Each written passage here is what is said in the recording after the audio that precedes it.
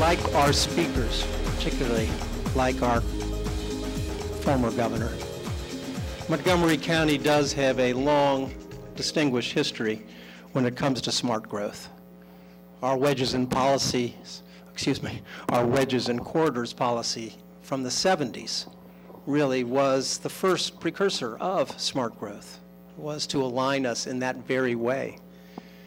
And then what we have done with, not without great struggle sometime, in Bethesda, in Friendship Heights, in Silver Spring, shows we can do this, build around our metro areas in ways that encourage people to live, work, and play in a lovely, lovely community. We can do this.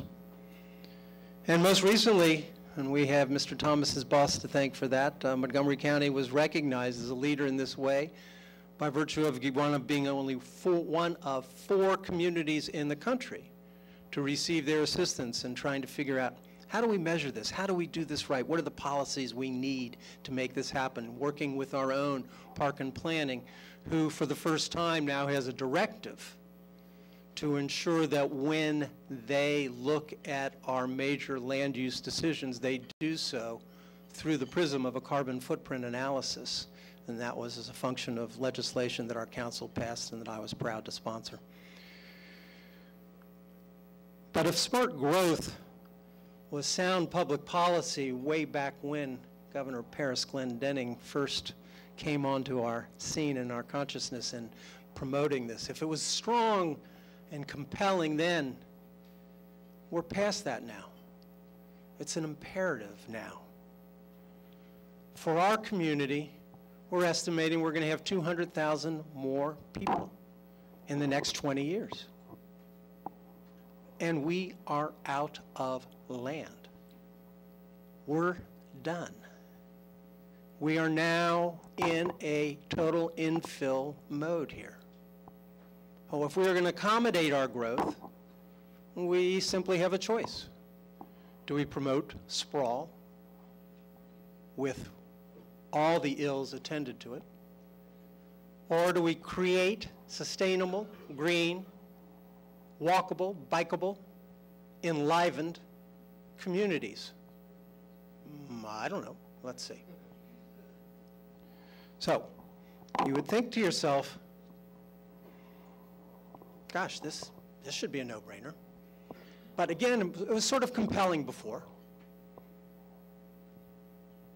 But what's the other imperative that has come onto our consciousness in a way that predated the governor's work in this regard? It is our planet. It is the threat of climate change. It is the absolute necessity to reduce our carbon footprint.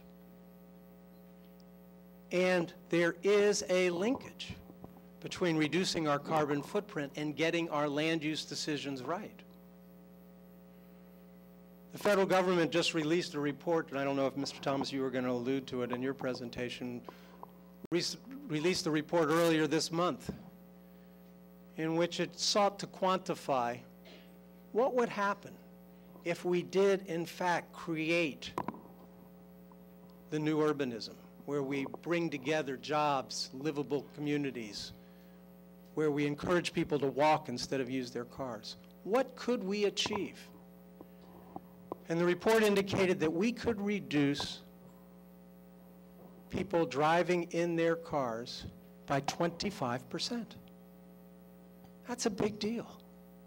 A 25% reduction in how many times we use our cars, reducing our consumption of foreign oil, fossil fuels, and our emissions of greenhouse gas emissions.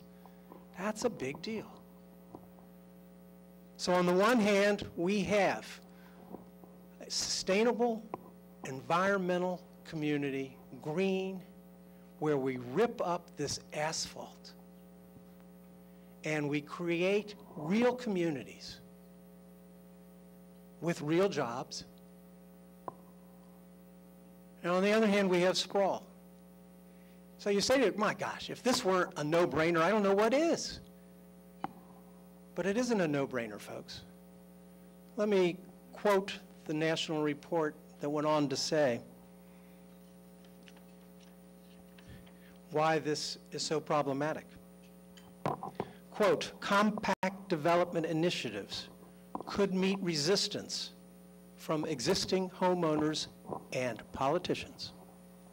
Their legitimate concerns about congestion, local taxes, and home values may be at odds with regional and national goals, such as housing affordability or climate change. Now, ladies and gentlemen, I stand before you as the elected official from White Flint and the surrounding communities to say that many of my constituents are deeply concerned about the impact of smart growth on congestion and on their school system. Many of my constituents are concerned that smart growth pits newcomers against those who have lived here for decades, if not generations. And many of my constituents came here because of the extraordinary quality of their single-family, lovely, tree-lined, bucolic neighborhoods, and see smart growth as an assault on their lifestyles.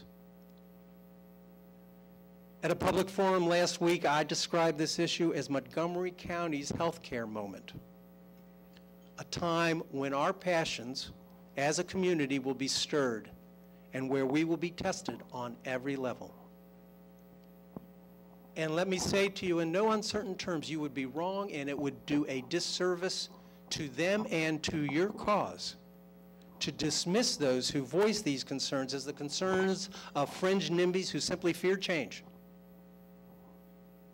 That is not fair, and it will not serve you.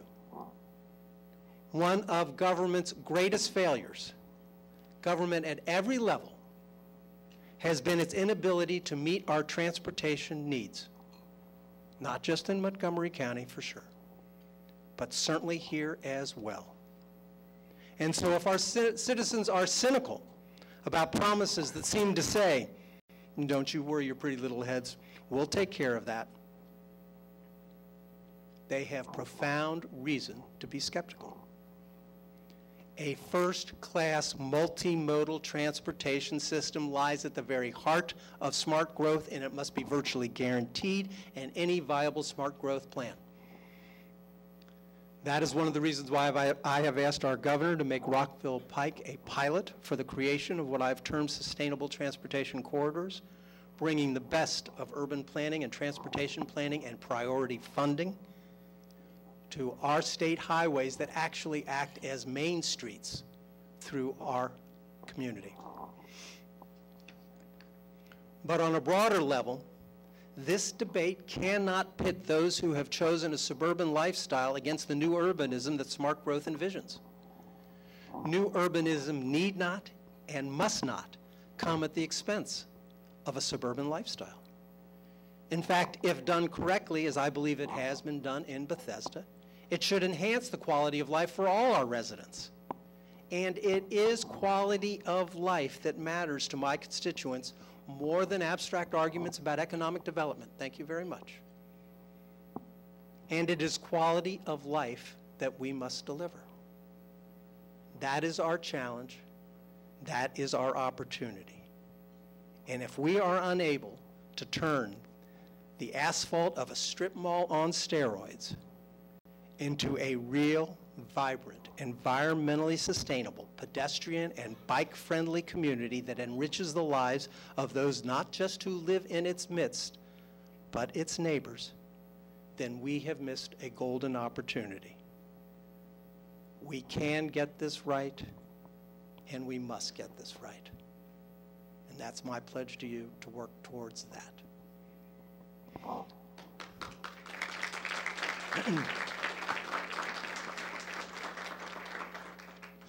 With that, let me get out of the way and have you listen to really some of the true national figures that we are blessed to have with us this morning. One of our very own governor, Paris Clendening, who brought this matter to our national consciousness so long ago. Not everybody can point to something like that and say, I was there at the beginning, I gave it voice, I gave it expression, I leveraged all of the state's resources to ensure that came about. 8 years is our great governor. This was his cause. His leadership, not only in Maryland but across the country, was such that he was elected by his colleagues as head of the National Governors Association. That's no small feat, Governor. That says that a lot of your peers who, they look at each other pretty carefully. Said, this guy is really quite extraordinary. Since his serving as our governor, he has not stopped. He has not stopped being a strong advocate of and a national leader in smart growth. He is president of the Smart Growth Leadership Institute, which is dedicated to helping state and local elected civic and business leaders design and implement effective land use strategies to successfully leverage the coming growth.